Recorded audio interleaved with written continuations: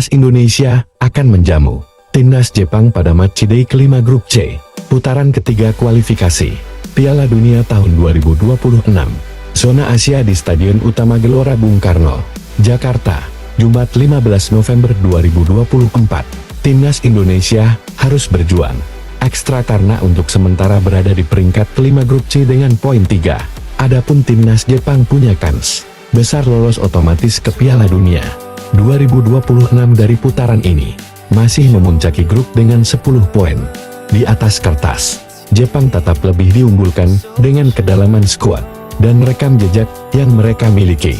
Mereka punya deretan statistik luar biasa dalam perjalanan mengarungi kualifikasi Piala Dunia 2026 zona Asia.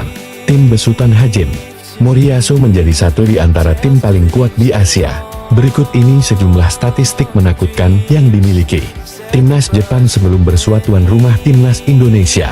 Pertahanan tangguh. Lini belakang Jepang termasuk yang paling tangguh dari para peserta putaran ketiga kualifikasi Piala Dunia tahun 2026 yang masih tersisa. Dari 18 tim yang ada, Jepang baru kemasukan 1 gol dari 4 laga.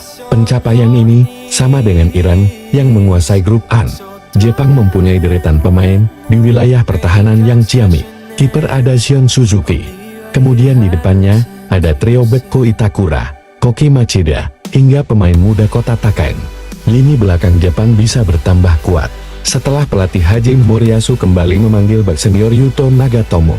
Ia pernah membela raksasa Serie A, Inter Milan, yang tentunya punya segudang pengalaman. Jepang tak pernah kebobolan di 3 laga awal putaran ketiga saat menghajar Cina 7-0, Bahrain 2-0, dan Arab Saudi 2-0. Gawang mereka akhirnya jebol saat ditahan imbang Australia 1-1 di pertandingan keempat. Itu pun kebobolan dari gol bunuh diri bek Shogo Taniguchi.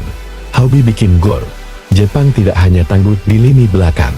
Jika mereka cuma baru kebobolan sebiji gol, Samurai Biru tak kalah tajamnya untuk menjebol gawang lawan. Mereka sudah melesakkan 15 gol ke gawang lawan hanya dari 4 pertandingan. Rata-rata pasukan Hajime Moriyasu mencetak 3,75 gol per pertandingan. Tidak hanya deretan penyerangnya, seperti Ayase Ueda atau Koki Ogawa yang gemar bikin gol. Lini keduanya pun tak kalah subur, seperti Takefusa Kubo, Takumi Minamino, Junya Ito, Daisen Maeda. Sampai Hidemasa Morita mencatatkan namanya di papan skor. Beruntung bagi Timnas Indonesia, sebab Jepang tak akan bisa menurunkan striker harus gol mereka. Ayase Ueda bomber yang berkiprah bersama Feyenoord ini dihantam cedera dan menepi setidaknya sampai awal tahun depan. Ayase Ueda menjadi top scorer, sementara Jepang di kualifikasi Piala Dunia 2026 dengan torehan 8 gol. OTW ikut Piala Dunia 8 kali beruntun. Timnas Jepang mengalami peningkatan dari tahun ke tahun. Kaitannya dengan performa di ajang Piala Dunia sejak kali pertama pada edisi 1998 di Prancis.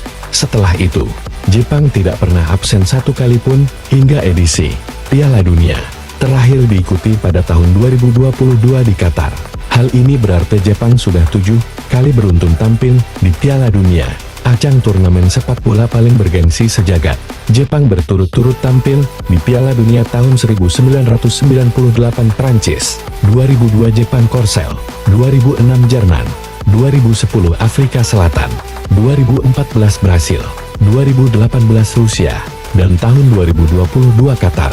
Jepang juga bukan hanya menjadi tim penggembira di Piala Dunia, sudah 4 kali mereka melaju ke babak 16 besar, termasuk di Qatar lalu saat dihentikan Kroasia via adu penalti. Piala Dunia tahun 2026 di Amerika Serikat, Meksiko, dan Kanada sudah di depan mata bagi Jepang. Mereka hanya butuh 2 atau 3 kemenangan lagi untuk mengunci tiket lolos tampil ke Piala Dunia untuk yang ke-8 kalinya berturut-turut. Pemain abroad di klub top Eropa. Dari skuad terbaru yang diumumkan Hajime Moriyasu, terdapat 20 pemain anggota timnas Jepang yang lagi abroad alias bermain di klub Eropa. Mereka tersebar bermain dari Liga Italia, Liga Inggris, Liga Spanyol, Liga Jerman, Liga Prancis, Liga Belanda, sampai Liga Skotlandia. Siapa tak kenal Wataru Endo yang bermain untuk Liverpool? Takefusa Kubo di Real Sociedad, Takumi Minamino AS Monaco, Kaoru Mitoma Brighton, Shion Suzuki Parma, dan masih banyak lagi. Mereka tidak hanya jago membela klubnya di kompetisi domestik, tetapi juga bersinar terang di turnamen bergengsi Eropa seperti Liga Champions atau Europa League. Tengah pekan kemarin, pemain timnas Jepang terus menunjukkan kebolehannya di Liga Champions Eropa. Reo Hatate yang memperkuat Celtic dan Hidemasa Morita di Sporting CP tampil impresif. Reo Hatate ikut mencetak gol dan menjadi pemain ke-15 Jepang yang mengoleksi gol di Liga Champions. Sedangkan Morita ikut membuat tim sebesar Manchester City kalang kabut karena kalah telak di markas Sporting CP.